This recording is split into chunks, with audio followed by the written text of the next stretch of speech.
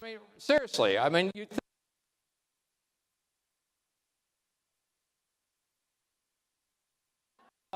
and you've seen it. I mean, half of them, they can't even tell you. But one thing's for sure, we've all seen just how violent they can be. Just look at Inauguration Day. They disguise themselves with black bloc ski masks. They spit in the faces of Gold Star families. They tomahawk beer bottles and rocks at police, putting multiple police in the hospital.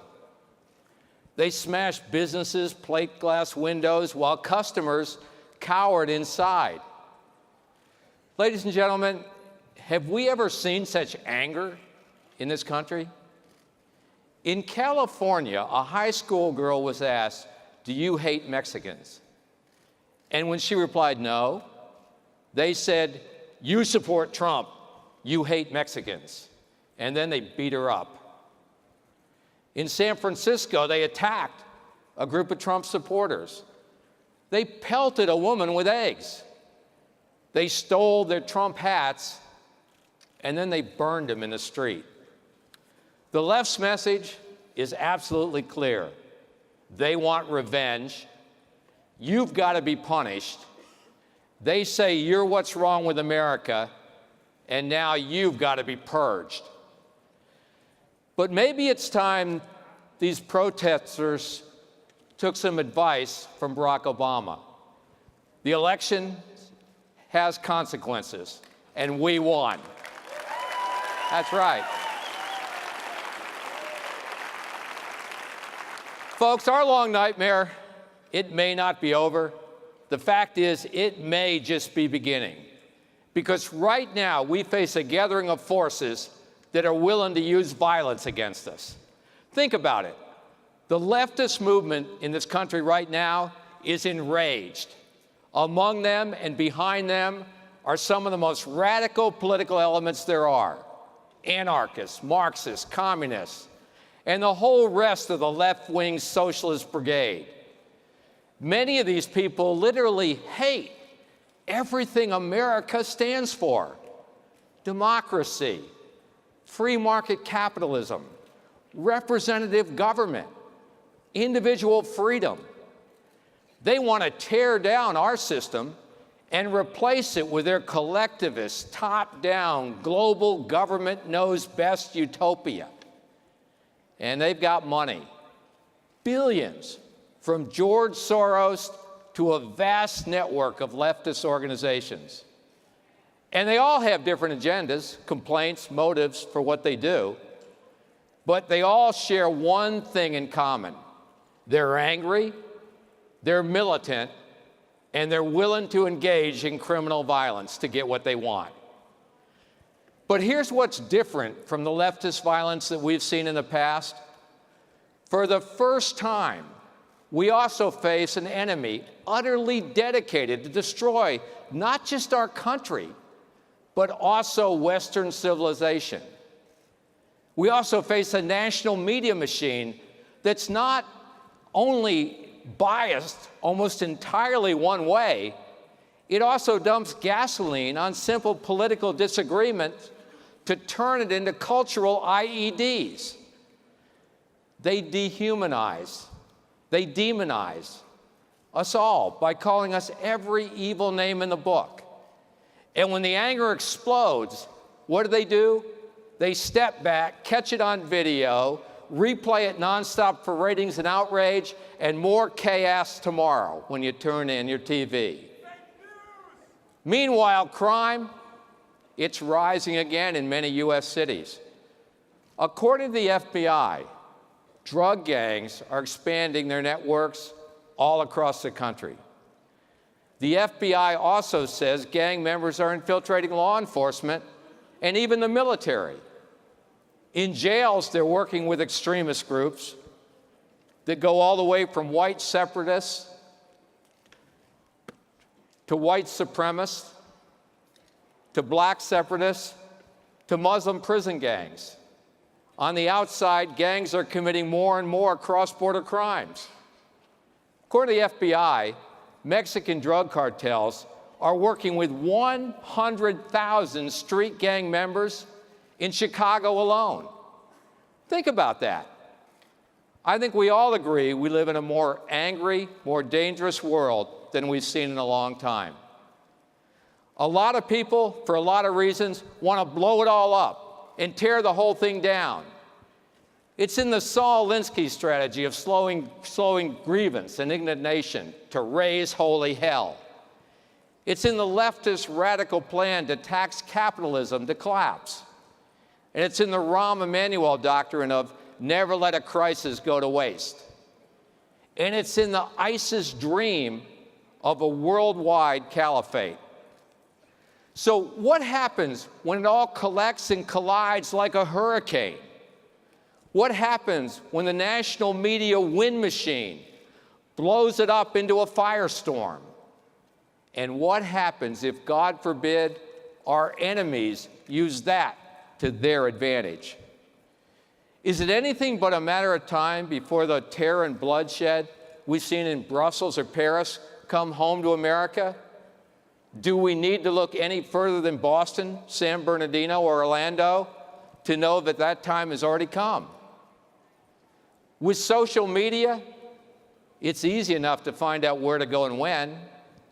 So what happens when terrorists tag along with a flash mob protest at your local airport and gas the place like they did in Tokyo? What happens when some freeway Facebook protest on your interstate highway brings it all to a screeching halt? If you end up late for work, I mean, that's one thing. But what if you've had a heart attack and you're in an ambulance and you're only a mile away from the hospital? Ladies and gentlemen, another definition of terrorism is violence in the name of politics. And criminal violence has no place in political debate.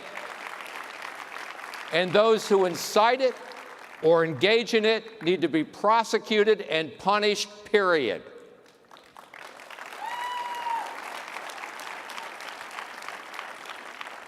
You know, the left's violence against America has taken many forms. For example, left-wing judicial activism can be a form of violence against our constitutional system. Look at judicial efforts to block President Trump's executive order to take a longer look at people coming from countries that sponsor or harbor terrorists. Yet the protesters show up, the media amplify their anger, and the elites, they go into a total meltdown. It's not that the Constitution's unclear on the issue. The president handles the foreign affairs of the country. It's an executive function. And the U.S. laws on the issue, they absolutely couldn't be clearer. The president has absolute authority to suspend the entry of all aliens or any class of aliens that he may deem to be appropriate to protect the interests of the United States of America. Folks,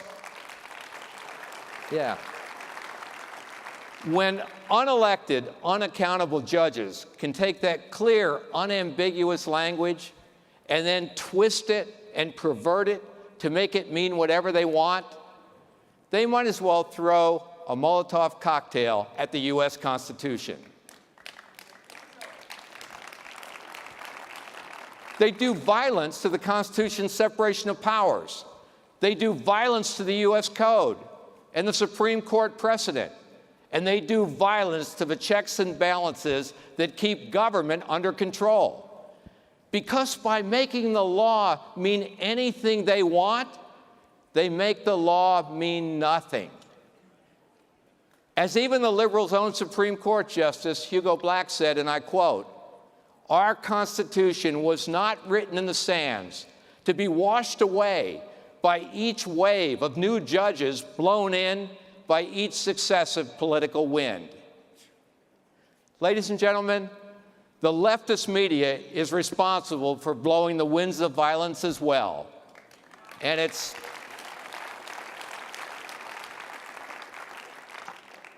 think about it. It's bad enough when CNN openly fantasizes about What happens if the president-elect is assassinated before he takes the oath of office on Inauguration Day? And it's bad enough that the London Times journalists can fret that, quote, the assassination is taking such a long time. It's shameful and it's wrong, and so are the media's deliberate lies aimed at destroying our freedom.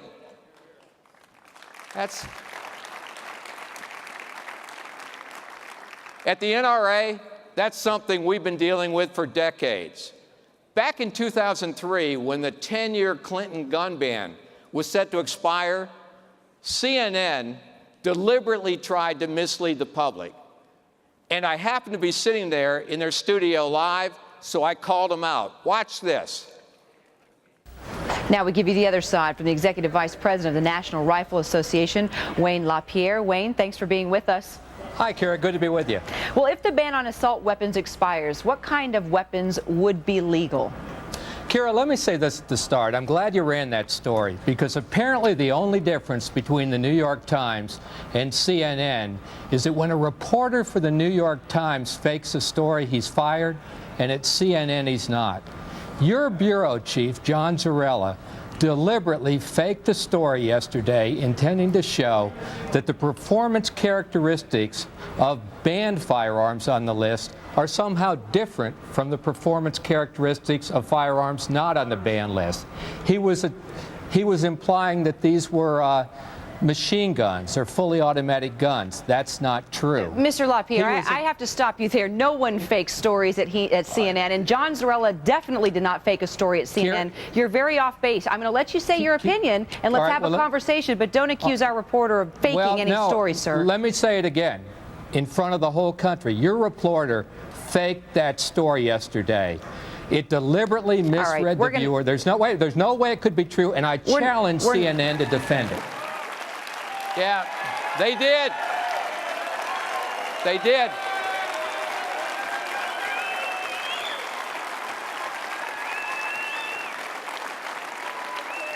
Yeah. They sure did. And here's the deal. The following Monday, CNN couldn't even make an honest retraction. They ended up calling it additional information, and yet they went on to prove exactly what I said was true, that their story was absolutely phony and it was deceitful. But here's the really sad thing. If I hadn't been sitting there live in that studio and caught them like a bank robber running out of the bank with a bag of money with the die exploding all over him, they never would have run the correction. Folks, our country is under siege from a media carpet bombing campaign. And America knows it. You can hear it in their tone, their sneers. You can literally see the disdain on their faces. Everything, from their word choices to their inflection, is trained on one target: purposely and maliciously destroying the Trump presidency. No matter what it takes and no matter what it costs. Here's just an example. For years, the media, they couldn't have cared less about Vladimir Putin or Russia, or Obama's promise to go easy on him after he was reelected. Remember that? Which led to Obama's slow-motion foreign policy train wreck in the whole region. But now, barely a month into the Trump presidency, oh my gosh, they're horrified. They're all afret over the Russian-American equation. Even more alarming is they've apparently found willing co-conspirators among some in the U.S. intelligence community. If an American president can't talk to his counterparts in Mexico or Australia on a line that he knows is secure, then, folks, our national security is at risk. You know, 100 years ago, if you eavesdropped and published the affairs of the head of state, you would have been tracked down and hanged for treason. Yet today, Obama can commute the sentence of a traitor like Chelsea Manning, and all the media want to talk about are Manning's underwear choices and makeup routines. Today, Barack Obama is giving explicit support to these protesters. In his first public statement since the election, Obama said he was heartened that the anti-Trump protests, that they're exactly what we'd expect to see when American values are at stake. I mean, American values, really? You mean like freedom of speech? Or just speech that you agree with? Like the safety pin sensors on college campuses today. I mean, God help you if you're a conservative and you want to speak at a college today, anywhere in this country. Yeah.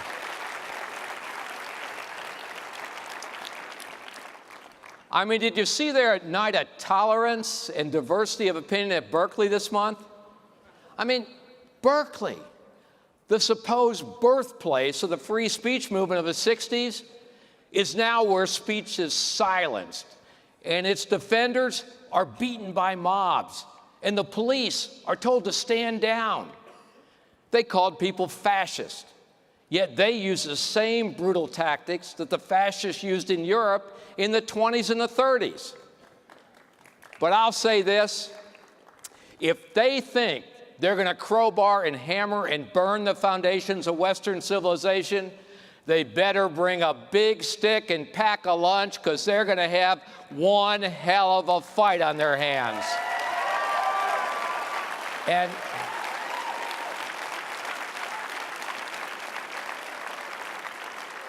And November's elections proved it. Americans wanted a fighter, and we got one with President Donald J. Trump. And for the last 3 decades, fighting for our freedom is something the NRA has done every single day. And all across this country, it was NRA members and gun owners who made a difference. In states like North Carolina, Pennsylvania, Wisconsin, Michigan, Ohio, Florida, NRA members and gun owners helped put President Trump over the top.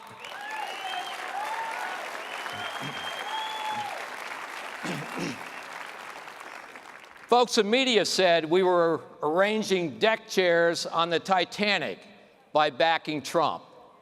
But we're still standing, and we're still here, and we've got President Trump's back for the next 8 years.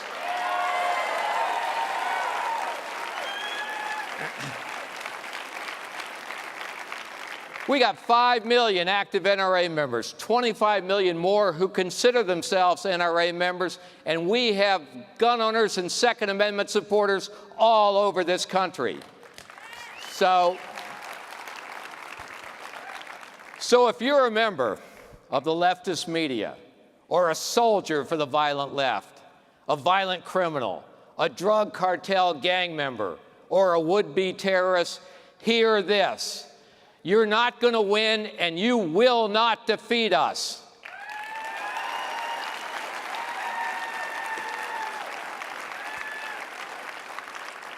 You know, with all the threats facing America today, your right to protect yourself and your family may be more relevant and more urgently needed than ever before. Americans know that in their heart. Americans can feel that in their bones. And that's why they joined the National Rifle Association. We're the nation's largest gathering of lawful, peaceable, right-thinking people who are absolutely determined to live our lives